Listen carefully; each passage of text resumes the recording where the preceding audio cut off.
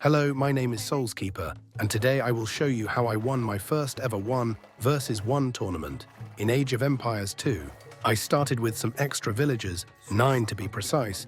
We have extra hands because this is a low elo tournament, I believe. Placing immediately 2 houses down, harvesting some boars, and also sending some villagers to make a lumber camp for me to be able to gather wood. At this exact moment, I found out that this map is like a big wall of trees, and I can't pass through it. I decided to go into an adventure, and on my way home, I tried to lure a big wild boar. It was not an easy task, but with some decent micro, I succeeded to bring home some food. Here I tried something new. I pushed some zebras. I wanted to flex a little, because this particular game was commentated live. Finally, I reached second age, a little bit late. But back then, I was not that experienced. This very game was the 12th I played. Placing down some farms. What you say?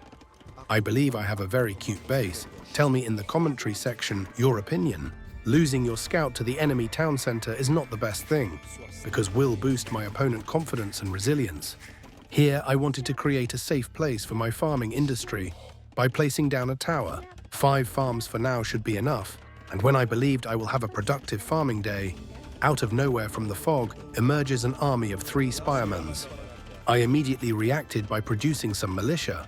I tried to lure the enemy forces under my tower. Both sides were hesitant if they should engage in battle or not. I realized that I stayed long enough in Age 2, and for me to be able to advance, I placed down a market and a blacksmith. At the first site of Age 3, I constructed a castle that will provide me safety, and also advanced military units for me to train for battle. The enemy forces tried to catch me off guard and launched an impressive attack on the right flank with 6 archers. I was scared, and out of panic, I placed down a tower that did not achieve that much.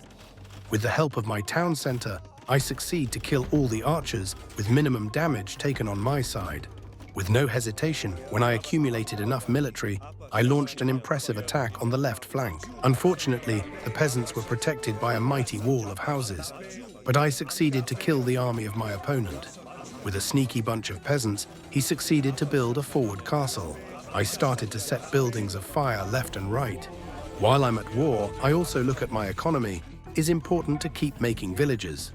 With my conventionally placed siege workshop, I started to produce some rams for the enemy castle.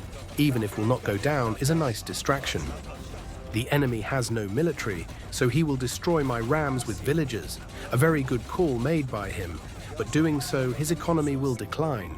The enemy gathered some Chuko Nu, a very powerful range unit that shoots multiple arrows at once.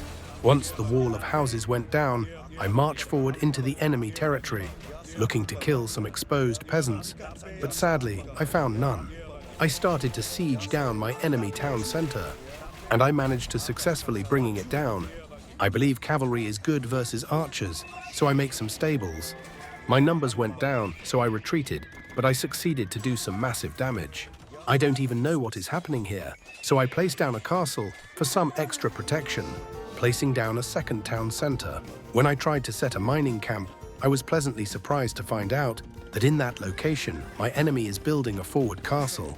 With no hesitation, I sent all my forces there to try and stop it. The enemy tried some fast walling, but he did not succeed, and the castle went down. Finally, in Age 4, and my first 2 trebuchets are already sieging down the enemy castle. The age difference and the constant pressure was too much for Mr. Malon, so he resigns. Sadly, I forgot to record my second game versus Mr. Malon, so we will move forward to Mr. Risen Dragon Gaming, a mighty opponent that will be hard to kill. Like the last game, we sent some peasants to gather wood. I bring home a big elephant that will provide me a lots of food for the next 1 minute and 30 seconds. With my advanced scouting skills, I found out that the enemy has an exposed elephant. I believe you can guess what happened next. I went with a forward villager and I lamed that poor creature, letting his juicy meat on the dirt. What a waste of good food. A lots of food near my town center. I advance with a villager on the right flank to build a wall. Doing this, I will secure my base. My farming industry is raising at enormous speed rate. My enemy is tower rushing me, and at the same time he is producing sergeants out of these tall buildings. Those units are very durable, the perfect unit for rushing and ending the game fast. I had other plans in my mind. I went forward with some villagers, and I placed down a castle in a position that will not let him see it, but close enough for me to be able to siege down the wall of the enemy with the castle arrows. The pressure was insane, and also my archers were not that effective. He was building more and more towers. But at the same time, my army was inside his base, looking for exposed peasants. I tried to send them in many locations at once for maximum efficiency. I killed some peasants, but my enemy did the same. It was a close base raid. Like I said before, the sergeants are very hard to kill, but they are slow. In the other hand, my units are fast but very squishy. I will build a siege workshop for these towers. I tried to micro my archers a little here, but it was not an easy task. And I retreated close to my town center that was shooting arrows all the time. Insane armor these sergeants have. I tried to hold as best I could, and I hoped his base will go down first. My mangonel is out and will siege down his towers. Enough is enough, and I decided to build a castle inside my enemy base. This was too much for him, and he resigns. So the second game begins in a very green environment. That hurt my eyes at that very moment. Fully closing my base, because I like to turtle in the first half of the game and achieve a good farming industry. After that, I have expansionist desires in my head. Placing down a scout tower so early because I knew what my opponent will do due to the civilizations he was playing. My peasants are safe even outside of my walls. Placing down these buildings that will allow me to go to the next age. Also doing it in a way that will create a wall. Maybe you guessed by the numbers of my archers' ranges that I will make an army of archers. I even have explorers that will take this stone here, far away from home. With my insane strategy, I was able to see my opponent castle and also his army composition. A bunch of elephants that shoots big arrows.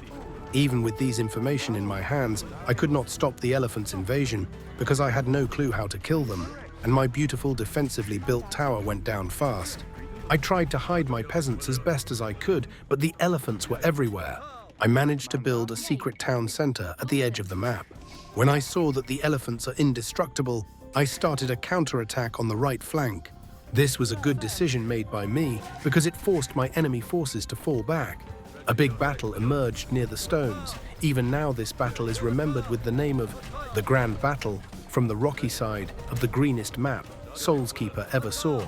With the help of my mangonel, I came up on top once more, and the sweet victory is mine. With Mr. Risen Dragon gaming down, I went to face another mighty opponent. That will prove to be the best player so far. On this particular map, I started with no town center. I went to explore with my 9 peasants, and I was able to find lots of sheeps, and also a very good spot for my base. Exact 20 seconds after I finished my town center, I found out my enemy location, and that is 2 meters away from my base. To be honest, I was not very happy about this. I'm building a secret lumber camp near the edge of the map, building some random stuff around the map to express my dominance. Building a farm here because fish is the best source of food. Constructing a farm far away from home in a random spot. Making a wall here to protect my wood industry. Now we can see each other. My strategy of building stuff random all over the map worked. He is turtling in, and beside that, he is adding also stone walls, a big investment, this early in the game. He is going to harass me with 4 scouts, but little he knows that I'm a walling master. I must admit that seeing him this early helped me to prepare better. This attack attempt was not bad, and not good either. No units were being killed on both sides. Sadly, he killed my spearman here, and when I was looking away for a second, he found about my fishing industry, and he managed to kill every single worker there. Building a market, and also placing down a tower to scare him a little, and maybe to stop the small pushes for a while. I wanted to give him his own medicine by attacking with 4 scouts. Maybe I will find some exposed peasants. Here I succeeded to kill some scouts. His last scout went down due to my town center arrows. Meanwhile, he is fighting my scouts with his villagers, is a bloodbath both sides. Placing down a second tower for some extra damage. He is running after my scouts with peasants. His idle time must be affected his economy by now. At the same time, the sounds of my pikemans poking at the enemy walls can be heard from afar. He found about my fishing industry again, but I will try to defend it as best as I can. Once again, I found some good kills with my scouts. Literally 40 seconds later, in the exact same spot, I killed 4 workers again, poor guy. He did not saw my scout tower. This time I will just run away. Big idle time for me. Good move made by him. When the sound of the third age came, I immediately deleted one of my towers and placed a castle in my opponent's face. Insane move done by me here, a wall placed in the scout face. His TC went down to my castle arrows. My cavalry is everywhere killing peasants, is a massacre. Too much for him to handle, and he types out. We move on to the second game. Here I tried to make a wall, I saw his houses, and I expected a rush of some sorts. He actually built a tower, so I ran away with my peasants from that area, starting my farming industry. He is building towers after towers, so I retreat further back. In the same time, I reinforce my walls with some houses. I tried to turtle in as best as I could. He is diving under my town center to kill some peasants, but I quickly garrisoned and run away with my workers. Also, his units seems to not have armor upgrades. They die fast, and with the help of my archers, I succeeded to stop his push for now. I relocated my berries gathering further south. I tried to push him from the south where he has fewer towers, and I managed to kill one peasant. He built several other towers, stopping a third of my farming industry and also my wood industry. But I just moved my workers further south, and that seemed to work. I'm knocking at his walls with my archers, and I succeeded to kill one more peasant. He tries to get in with his eagles, but I'm trying to repair the walls as best as I could. He is building his fifth tower. Soon I will need to abandon my initial base.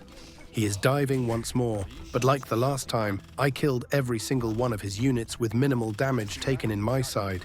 My plan now is to go mangonels for the towers and kill his economy with my archers, making some farms.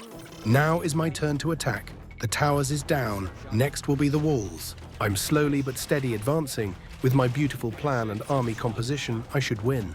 He was just attacking my town center, giving me enough time to block him once more from entering in my economy.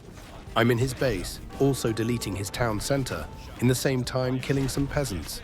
He managed to enter my base, so I will build a castle that will provide me safety.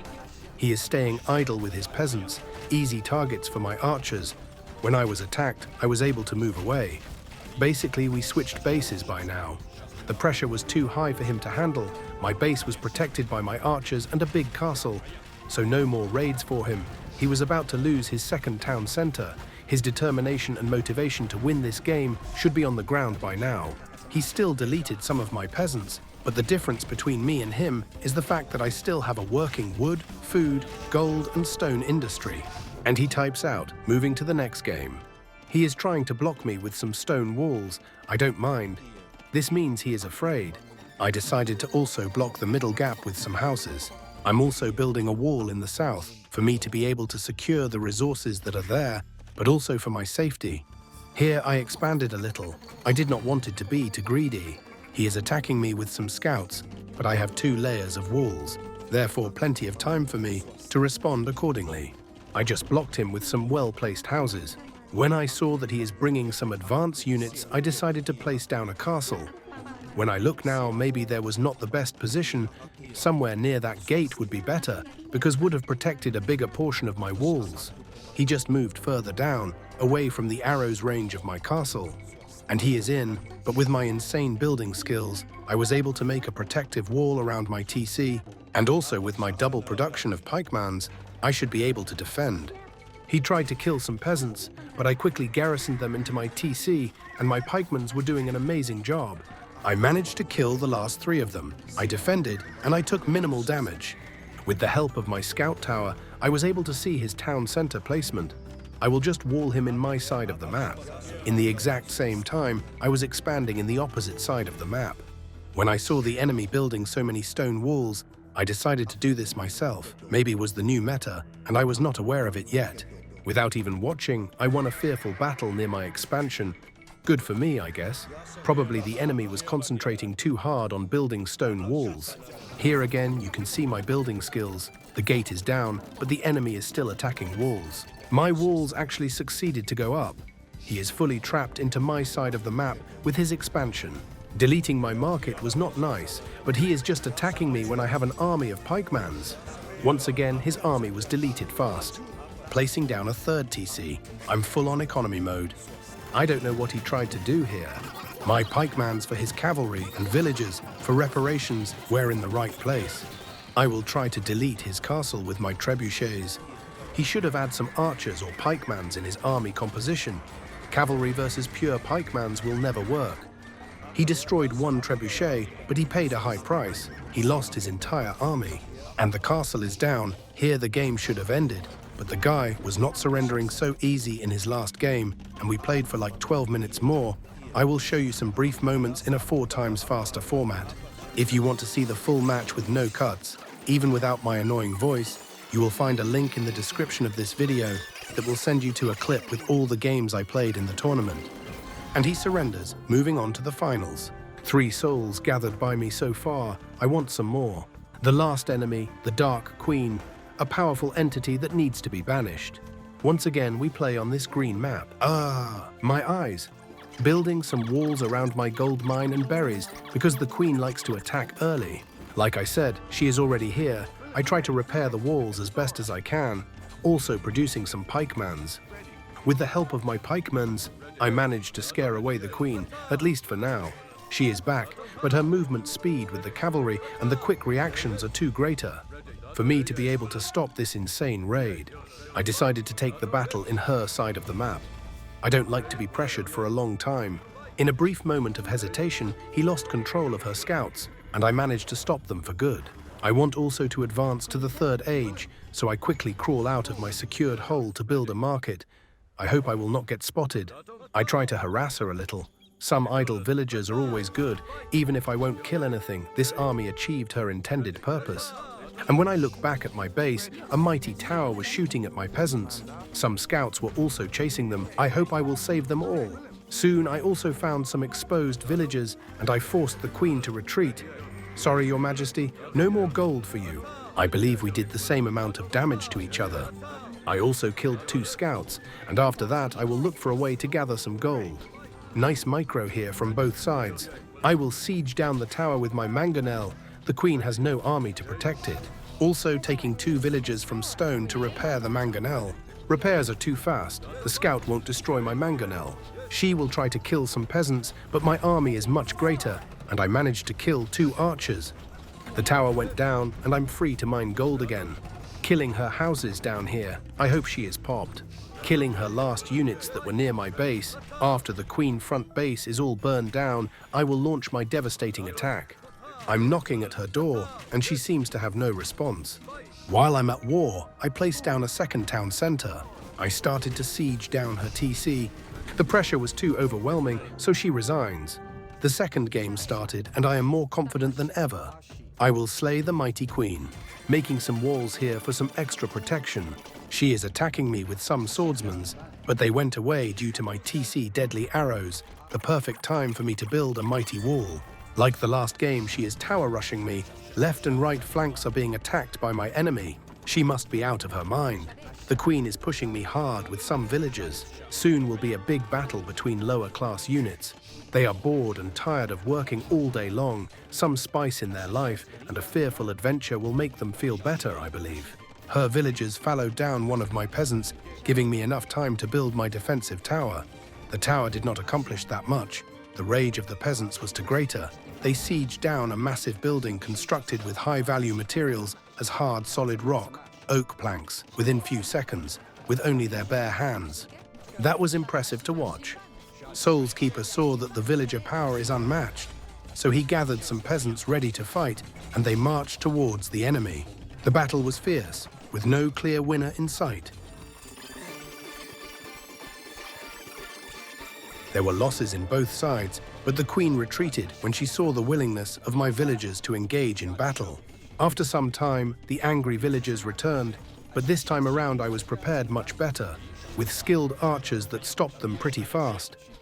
Now was my turn to be aggressive, and with my archers I succeeded to kill a peasant, and force some more into their base, preventing the resources gathering on the right flank.